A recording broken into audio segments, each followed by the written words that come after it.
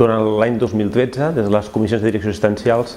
hem abordat diferents aspectes estratègics de l'administració sanitària que tenen impacte sobre l'àmbit hospitalari, concretament el tema de model d'assignació de MHDA, un tema complex i que hem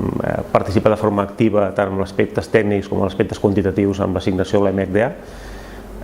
el model de recepta electrònica, l'atenció especialitzada, que també té un impacte sobre el sistema sanitari i era important desplegar-lo a l'àmbit hospitalari, i el tema dels projectes de la RAT, que ha hagut diferents versions i hem participat des del punt de vista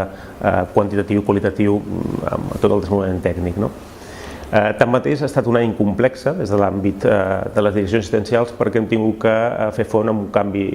al quart o cinquè any de situació de crisi econòmica, però especialment una finalització de conveni amb el qual ha posat sobre la taula uns aspectes de conflictivitat laboral i que hem tingut que cercar aquest equilibri amb els aspectes laborals i assistencials a nivell dels diferents hospitals.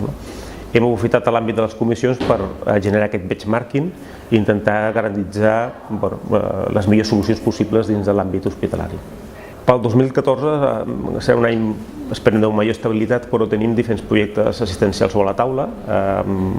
El tema de la RAT és un dels aspectes que s'està treballant a nivell de CatSalut i estem participant, i especialment un dels objectius que marquem a la Comissió de Direcció Assistencial serà potenciar més el benchmarking. Creiem que moltes organitzacions, molts proveïdors i tenen diferents solucions per diferents projectes i la possibilitat de compartir-les